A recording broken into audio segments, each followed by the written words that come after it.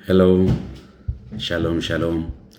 እግዚአብሔር ጸጋና ሰላም በዓለም ዙሪያ ሁሉ ላላችሁ እጅግ በጣም ለምወዳችሁና ለማከብራችሁ ኢትዮጵያውያንና ኤርትራውያን የእግዚአብሔር ቤተሰቦች ሁሉ ይድረሳችሁ። አሁን በዚህ ሰዓት በሳውዝ አፍሪካ ለአገልግሎት መጥቼ በዛ እገኛለሁና ዛሬ ላካፈላችሁ የወደድኩት መልእክት አለ እና የሚገርም ነው። ጸሎት ቦታ ላይ ሆኜ በጣም በመንፈሴ ላይ እግዚአብሔር መንፈስ ያከበደውን አንገብጋቢ የሆነ የሰማይ አጀንዳ፣ አንገብጋቢ የሆነ የአብ አጀንዳ፣ የወልድ አጀንዳ፣ የመንፈስ ቅዱስ አጀንዳ የሆነ መልእክት ይዤ ነው የመጣሁትና ይሄ መልእክት ለብዙ ሰው መድረስ አለበት። የመጀመሪያ እናንተ በማስተዋል ስሙት፣ በመቀጠል ደግሞ ለብዙ ሰዎች እንዲደርስ ሼር አድርጉ፣ የእግዚአብሔር ፈቃድ ስለሆነ እና መልእክቱ ደግሞ ያለው በአንደኛ ተሰሎንቄ ምዕራፍ 4 ከቁጥር 13 እስከ ቁጥር 18 ያለው መልእክት ነው። እንደዚህ ይላል። ነገር ግን ወንድሞች ሆይ ተስፋ እንደሌላቸው እንደ ሌሎች ደግሞ እንዳታዝኑ አንቀላፍተው ስላሉ ታውቁ ዘንድ እንወዳለን።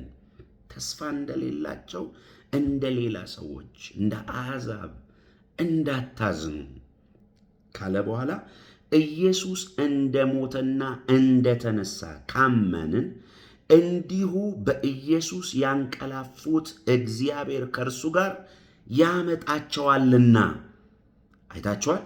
ኢየሱስ እንደሞተና እንደተነሳ በሱ ካመንን በሱ ደግሞ አምነው ያንቀላፉ ወይንም የሞቱ ወደ ጌታ የሄዱት እንደገና ያመጣቸዋል ካለ በኋላ በጌታ ቃል የምንላችሁ ይህ ነውና እኛ ሕያዋን ሆነን ጌታ እስኪመጣ ድረስ የምንቀር ያንቀላፉትን አንቀድምም።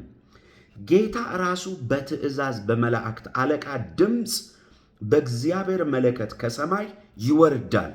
በክርስቶስ የሞቱት አስቀድመው ይነሳሉ። ከዚህም በኋላ እኛ ሕያዋን ሆነን የምንቀረው ጌታን በአየር ላይ ለመቀበል ከእነርሱ ጋር በደመና እንነጠቃለን። እንዲሁ ሁል ጊዜ ከጌታ ጋር እንሆናለን። ስለዚህ እርስ በርሳችሁ በዚህ ቃል ተጽናኑ። ሃሌሉያ! ስለዚህ በዚህ ቃል እርስ በርሳችሁ ተጽናኑ። ምን እያለ ነው ያለው? በጌታ በኢየሱስ ክርስቶስ ጌትነትና አዳኝነት አምነው ያንቀላፉ፣ እንደገና ደግሞ አምነው በሕይወት ያሉ፣ እዚህ በሕይወት ያሉ ይነጠቃሉ፣ ሞተው ደግሞ ያሉ ከሱ ጋር ይመጣሉ፣ ተቀብረው ያሉም ደግሞ እንደገና ሕያዋን ይሆናሉ።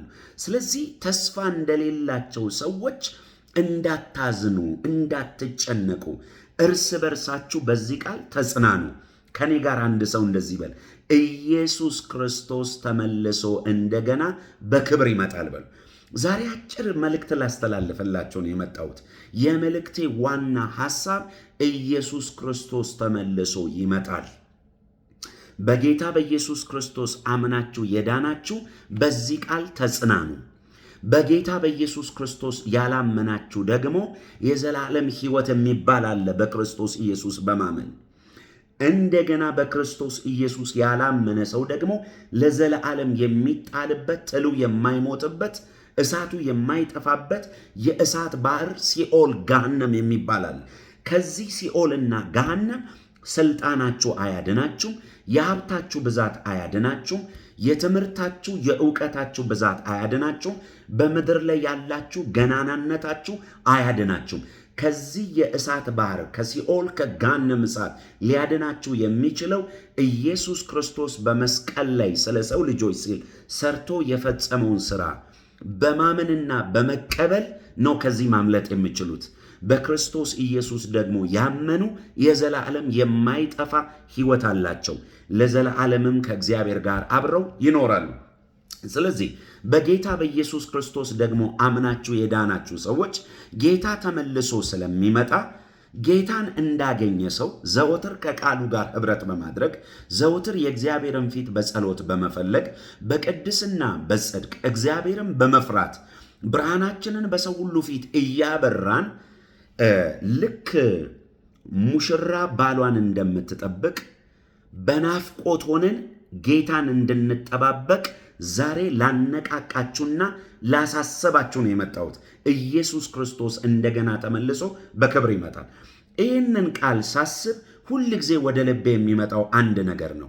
እሱ ምንድን ነው ካላችሁኝ፣ አሁን የምወዳትን የማፈቅራትን ውዷን ባለቤቴ ከማግባቴ በፊት በእጮኝነት በነበረን ጊዜ እኔ ሌላ አገር በአገልግሎት ምክንያት እኖር ስለነበረ የተለያዩ አይነት ከተማዎች መጋቢ ሆኜ ስለምንቀሳቀስ በተለይ በእጮኝነት ዘመናችን ጅማ መጋቢ ሆኜ፣ በደሌ የሚባል ሀገር መጋቢ ሆኜ በዛ በኦሮሚያ ዙሪያ ላይ የተንቀሳቀስኩኝ፣ እንደገና አዲስ አበባ፣ አንድ ጊዜ ደግሞ ሆሳና፣ አንድ ጊዜ ደግሞ ሾኔ፣ አንድ ጊዜ ደግሞ አዋሳ የተለያዩ አይነት አገር እየተንቀሳቀስኩ አገለግል ስለነበረ ብዙ በአካል የመገናኘት እድል አልነበረንም ነበረ ከአሁኗ ባለቤቴ ጋር እና የሚገርማችሁ ነገር ለመገናኘት በሚገርም አይነት ናፍቆትና ጉጉት ውስጥ ሆነን ነበረ።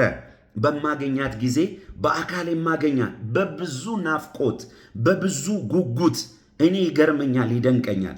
ምክንያቱም አንደኛ እግዚአብሔር ተናግሮ የሰጠኝ ባለቤቴ ናት፣ ሁለተኛ ደግሞ የልጅነት ሚስቴ ናት። በሕይወቴ እንግዲህ የማቃት የመጀመሪያ ከኢየሱስ ክርስቶስ ቀጥሎ ፍቅር ምን እንደሆነ የገባኝ በእሷ በኩል ነው። ልክ እሷ ጋም እኔ ጋር የሚገርም አይነት ፍቅርና ጉጉት ናፍቆት ነበረን ልንገናኝ።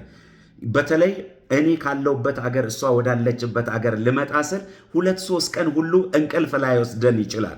በደስታ በናፍቆት በጉጉት እስክንገናኝ ድረስ ከተጋባን በኋላም ደግሞ ያ ነገር አልጠፋም። ለአገልግሎት ከአገር አገር ሲሄድ እስክንገናኝ ድረስ በብዙ ጉጉትና ናፍቆት፣ አሁን ደግሞ እሷን ብቻ አይደለም ልጆቼም አሉ። በብዙ ናፍቆትና ጉጉት ውስጥ ሆኜ ነው የማገኛቸው። እንግዲህ ወገኖቼ በምድር ላይ ያለን ቤተሰብ በዚህ አይነት የናፍቆትና ጉጉት እንደዚህ ተነፋፍቀን የምንገናኝ ከሆነ ጌታችንን ኢየሱስ ክርስቶስን ደግሞ እሱ ድንገት እመጣለሁ ስላለ በናፍቆት ሆነን እንደዛ አይነት ነገር ተሰማኝ። ተንበርክኬ እየጸለይኩበት ባለውበት መንፈሴ ውስጥ የተለየ፣ ነፍሴ ውስጥ የተለየ፣ በስጋዬ ውስጥ ሁሉ የማቀው የተለየ ናፍቆት ለኢየሱስ ተሰማኝ እና ኢየሱስ እንደሚመጣ በመንፈሴ ውስጥ ተረዳው። ስለዚህ ወገኖቼ ጌታ ተመልሶ ይመጣልና በብዙ ናፍቆት በብዙ ጉጉት ይህንን ጌታ እንጠባበቀው እላቸዋለሁ። ተስፋ እንደሌላቸው ሰዎች አንኖርም። ጌታ ኢየሱስ ክርስቶስ ተመልሶ ይመጣል። በጉ ብርሃን በሆነበት፣ ሐዘን በሌለበት፣ እንባ በሌለበት፣ በሽታ በሌለበት፣ ሰይጣን በሌለበት፣ ቀንና ሌሊት በጉ ብርሃን በሆነበት በመንግሥተ ሰማያት ከአባቶቻችን ከሐዋርያት ከነቢያት ጋር እንደገና በጌታ በኢየሱስ ክርስቶስ አምነው በዓለም ዙሪያ ካሉ ከተሰባሰቡ ሰዎች ጋር በመንግሥተ ሰማያት ለዘላለም ከእርሱ ጋር የምንኖርበት ጊዜና ዘመን ይመጣል። ስለዚህ በትልቅ ናፍቆት በትልቅ ጉጉት ውስጥ ሆነን ጌታን እንጠባበቀው። ወንጌል ላልሰሙ ሰዎች ደግሞ ወንጌልን እናድርስ። እወዳቸዋለሁ። ጌታ ኢየሱስ ክርስቶስ አብዝቶ ይባርካችሁ። መልእክቴን አስረዝም ያለው ቢሆንም ግን ይጠቅማቸዋል። መልእክቱን ስሙትና ለብዙዎች ሼር አድርጉ። ጸጋና ሰላም ከእናንተ ጋር ይሁን። ላቭ ዩ ሶ ማች። ሃሌሉያ